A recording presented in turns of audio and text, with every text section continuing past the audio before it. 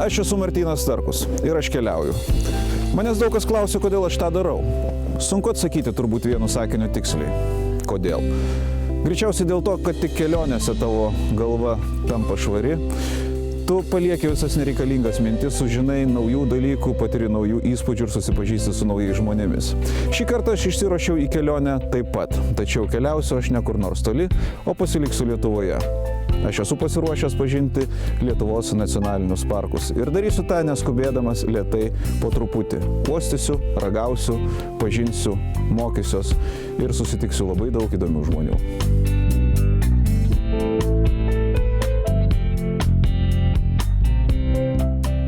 Žemaitiška užgavėnių kaukė, dzūkiška grikinė babka, Velykų verbų pynimo kursai ir retų paukščių stebėjimas Nemuno deltoje – tai gyvos tradicijos sutinkamos Lietuvos saugomose teritorijose ir siūlančios atgaivą dažnai nuo miestų diktuojamo tempo pavargusioms sieloms.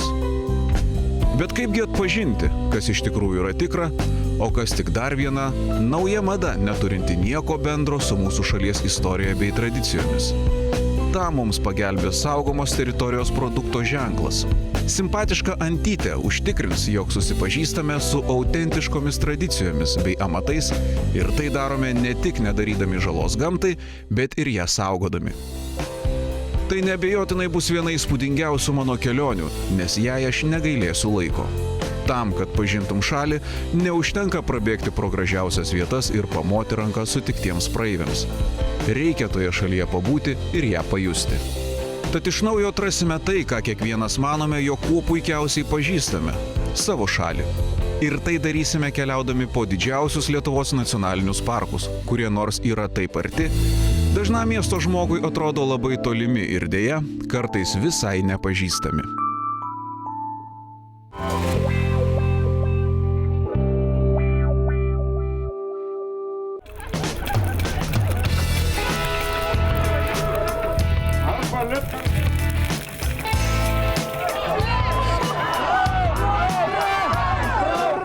Mes esame miesto gyventojai, tačiau net ir miesto gyventojai, kurie nėra labai nutolę nuo tradicijų, žino, kas yra užgavėnės. Mes kepam blinus, mes žinom, kaip reikia sudeginti morę ir kaip visą tai vyksta. Mes žinome ir matome, kada kovoja kanapinis su lašininiu. Tačiau jeigu jūs norite patirti tikrą užgavėnių dvasią, archaišką, praeities užgavėnių dvasią, jūs turite būtinai atvažiuoti į Žemaitiją, o geriausiai į Platelius, kaip padarėme ir mes. Ir visą tai patirti iš tikrųjų, kadangi čia tos tradicijos išlikusios tokios, kokios jos buvo prieš 100 metų.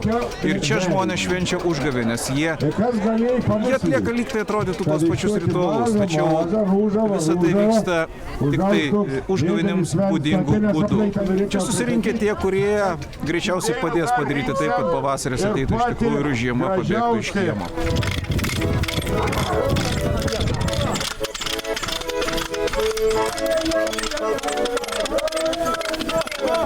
Kaip čia ta žiema varo, kad jinai tik artėja, dar daugiau sniego. Nu, bandom. Jūs vaikštot nuo namo prie namo ir ar būna taip, kad jūsų neįleidžia? Nu, retata būna. Bet šunim neužpjudo? Ne, šunim neužpjudo. Iki pavasario naiša nieks jau daugiau. Per užgavėnes kiekvienoj troboje yra blynų, yra vaišių, yra košės, yra šiupinio. Negal pasakyti, kad kiekvienu, bet tai, kurie mūsų visų metų. Arba blynų, arba šiupinį, kaip ragavom jau šiandien. O yra kokia nors ar prietras, ar tradicija, kad jeigu nepavaišins, tai kas nutiks? Nu, visuomet toks prietars ir visi lauka ateinu, nes kažkokie, tik kad jeigu apsilankta, bus laimingi meta.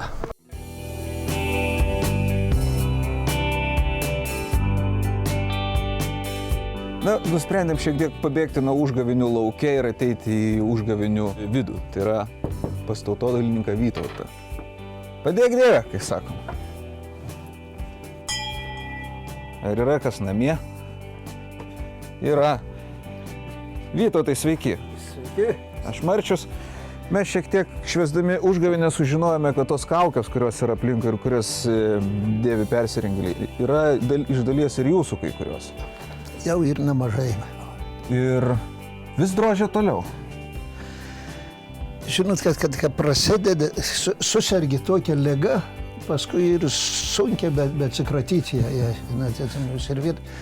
Ir jeigu anksčiau kaukę droždavo 2 dienas, 3 dienas, dabar jau pusantros dienos, jau paskui per dieną kaukę, o paskui jau ana primityvesnį, jau kažko įspūdingesnį, gražesnį gaunasi.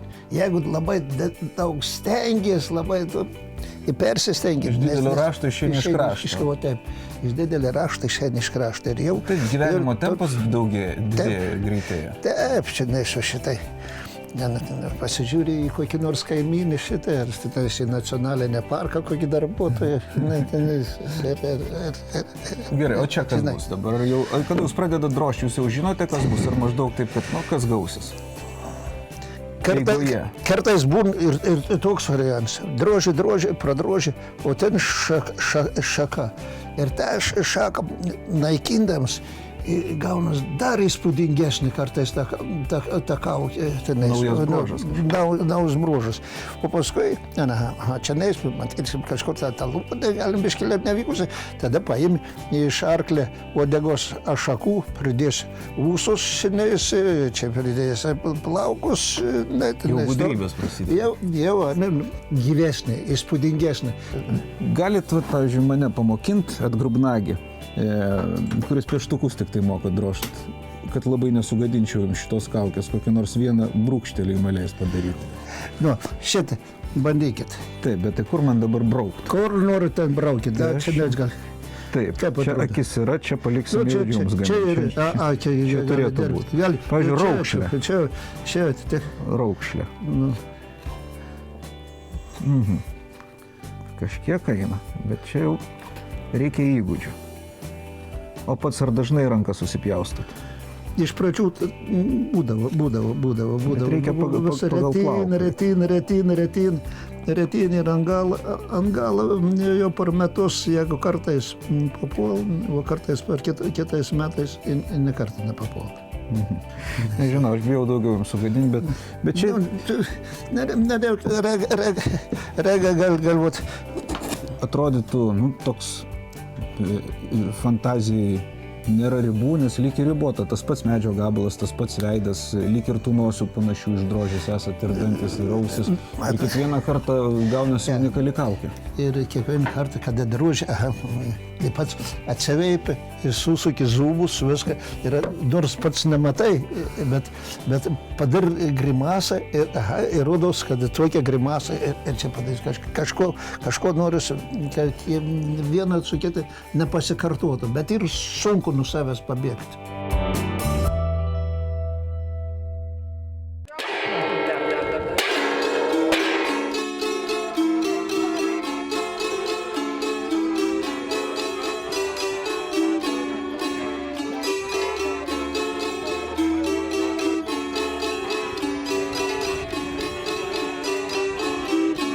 Užgavinių kulminacija – morės deginimas.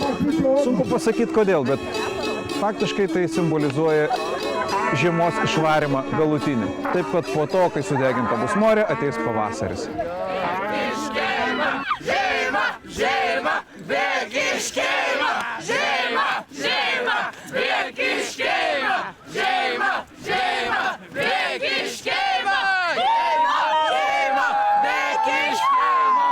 Štai taip Žemaitija per užgavėnes išvaro žiemą. Ir aš esu įsitikinęs, kad jeigu ne žemaičiai, mes gyventume visą laiką žiemoje. Ačiū Dievui, kad mes atvykome šiandieną čia ir pamatėme, kaip iš tikrųjų žiema pabėga iš Lietuvos. Ir gerai, kad mes čia atvažiavome. Dabar čia bus šilta.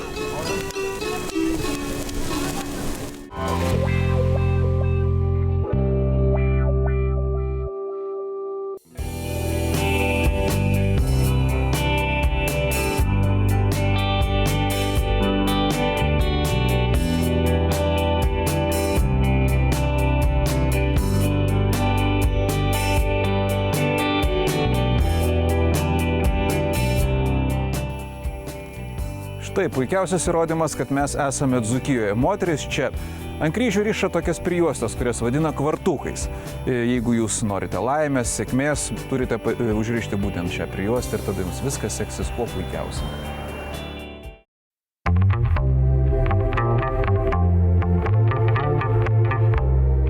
Labą dieną. Labas, labas. A pats Jonas. Nu, tai žinoma, pats gražiausias vardas Lietuvon. Taip, jau dzūkai aukšti vyrai žiūri ir tokie drūti. Nu, negdė ne vienas būna ir mažesnių, būna ir didesnių. Mes tik tai pradėjom kelionę po Dzūkiją ir tam, kad mes geriau suprastume dzūkų žmonės, dzūkų praeitį, mums reikia šiek tiek daugiau žinių. Ir čia mes esame etnografinėje sodyboje. Taip. Jūs turite daug iš praeities įvairiausių rakandų, įdomių dalykų, pasakojimų čia sukaupę. Taip, pas mus sukaupta yra viskas, kuo naudojus vietiniai dzūkai.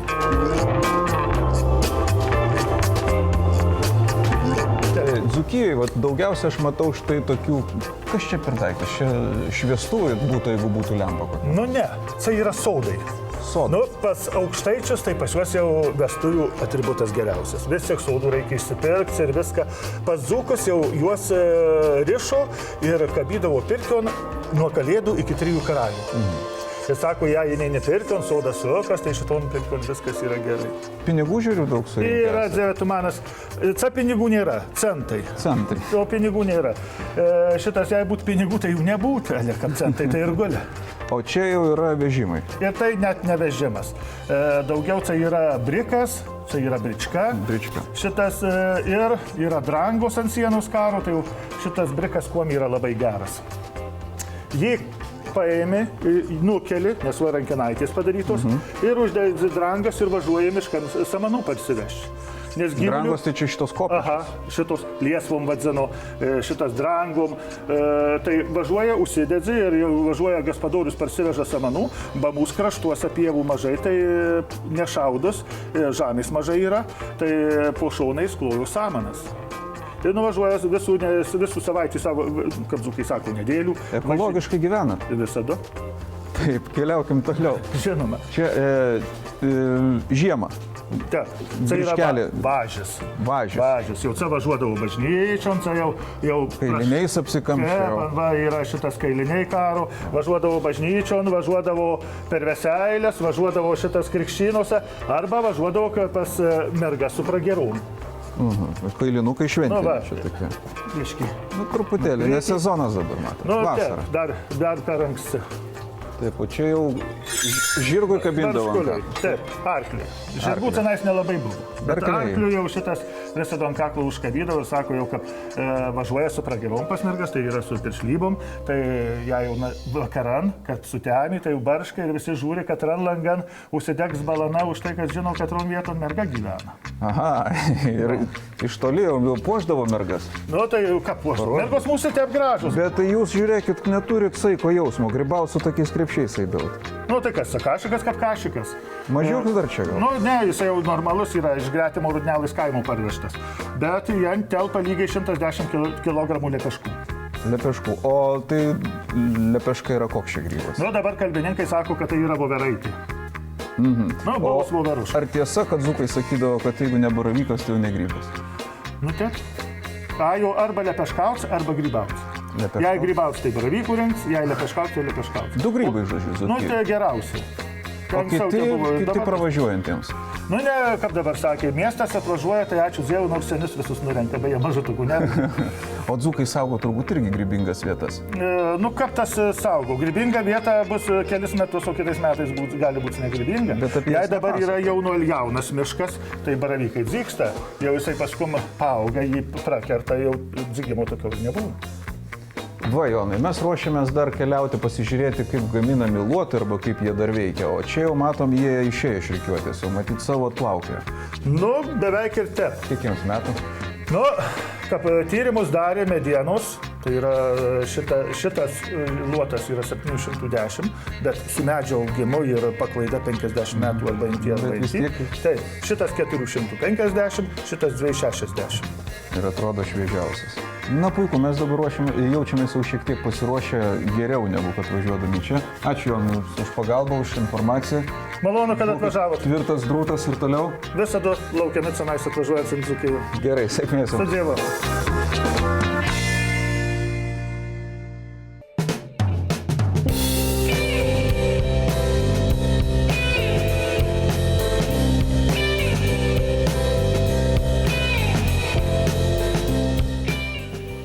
O gerai čia pas juos, Dzūkijoje. vaikštai iš kaimo į kaimą, naujų dalykų pamatai, sužinai įvairiausių dalykų, kurių iki šiol nežinojai. Pavaišina būna. Va, dviratį paskolino. Taip kad, kadangi oras geras, manau, pati puikiausia proga išbandyti ir vieną iš 3 čia Dzūkijos nacionalinėme parke esančių dviračių trasų.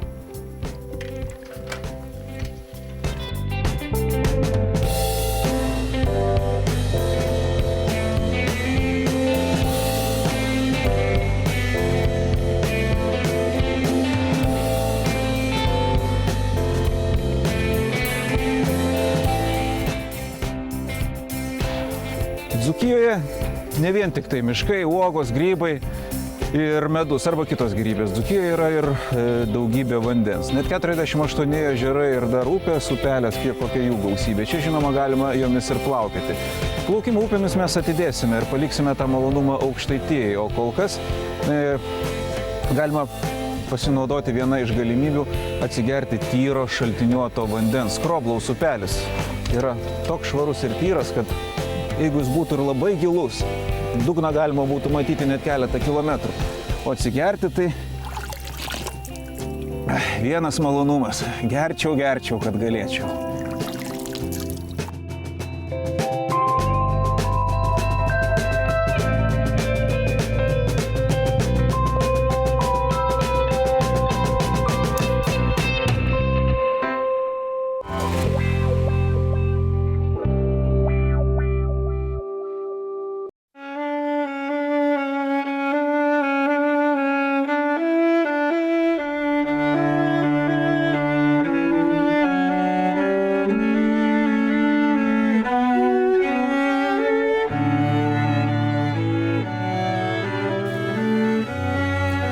Žinoma, Aukštaitiją galima vadinti pačia tikriausia vandens turistų meka. Čia bent jau savaitgaliais nenustepsi išvydęs daugybę upę plaukiančių žmonių. Šiandieną šiek tiek ramiau, o mes pasirinkome Žeimeną, pačią švariausią Lietuvos upę. Aš visuomet prisimenu, kai pirmą kartą prieš daugiau negu 15 metų mes su draugais plaukėme šią upę. Mes irklavome guminės valtis, dabar viskas daug paprasčiau, tu atvykęs tiesiog prie upės gali išsinuomoti baidarę viename iš nuomos punktų ir mėgautis vandens turizmo teikiamais malonumais ir nuostabia Aukštaitijos gamta. Beje, jeigu turite daugiau laiko, galite užsukti ir į netoliese čia esantį bitininkystės muziejų.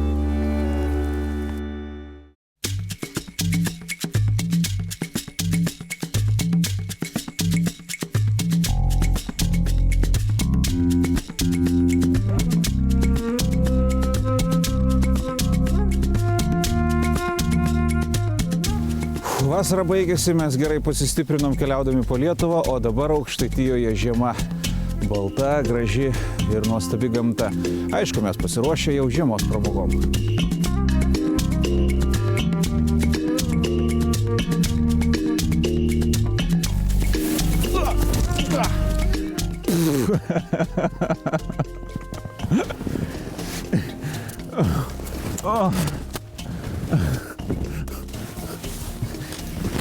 Nu, va taip mes čia ir leidžiam laiką. Neskubėdami, lėtai. Nuostabi žiema. Kaip dabar atsistot?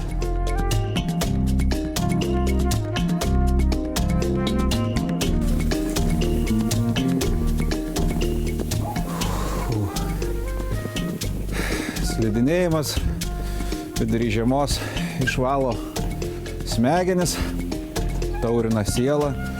Ir bet kokiu atveju suteikia labai didelį malonumą. Ir va, atrodė, kad čia vienas visą dieną slidinėjau. Bet panašu, kad turim kolegą. Labą dieną! Labą dieną! Iš kur šliuožiat? Iš Ginučių.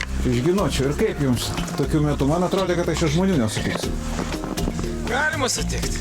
Dažnai išliuožiat? Nu, kiek sniegas leidžia. Ne visada turim tiek sniego. Sniego turim daug. Kągi, netrukdysim, mes šliuožiam jūsų vėžėmis, o aš jums palikau labai neblogas. Kai kuriuose vietose yra duobių nuo nukritimų, bet nieko. Svarbiausia gera nuotaika. Gerai, iki laimingi.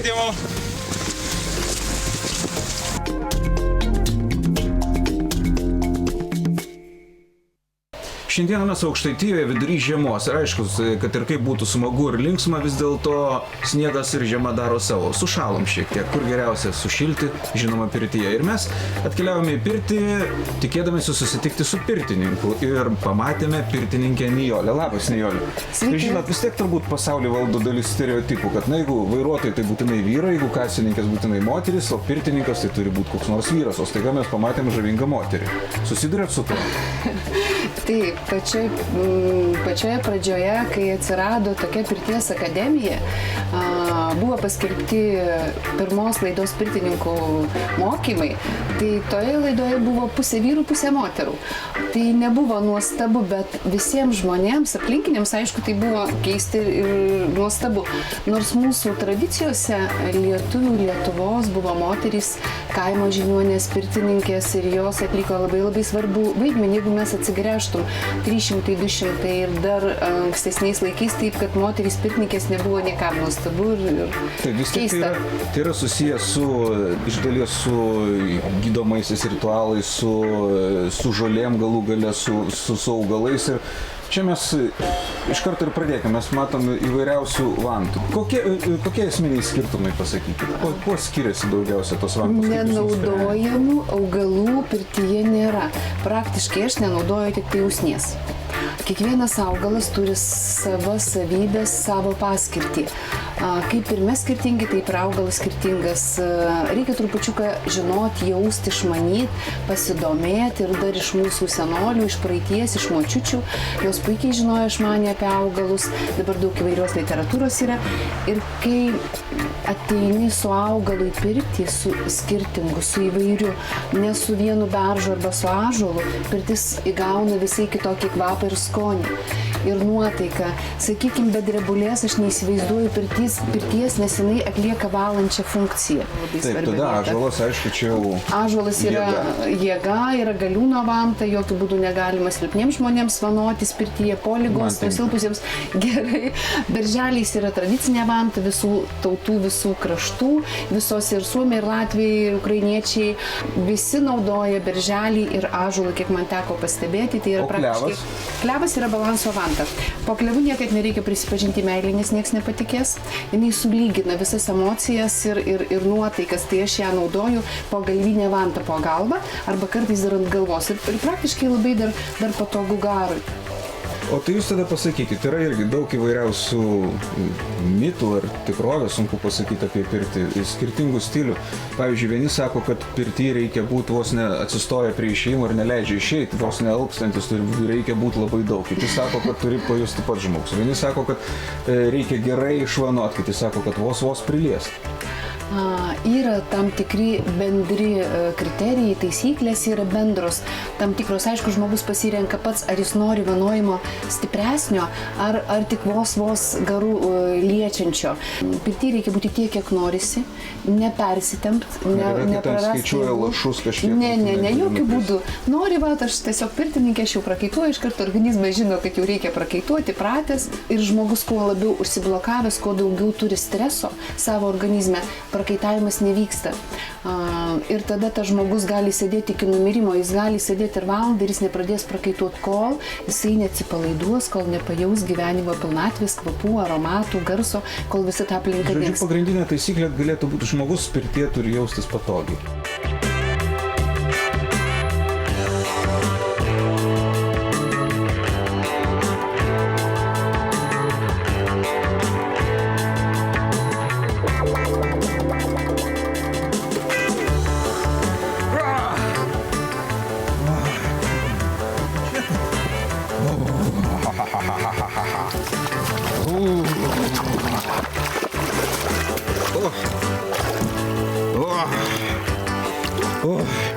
Buvau ir Maroke, ir Stambulė pirtyse, ir Sibire, ir už poliarinio rato Suomijoje, bet lietuviška pirtis yra pati geriausia. Bėgam šildytis atgal.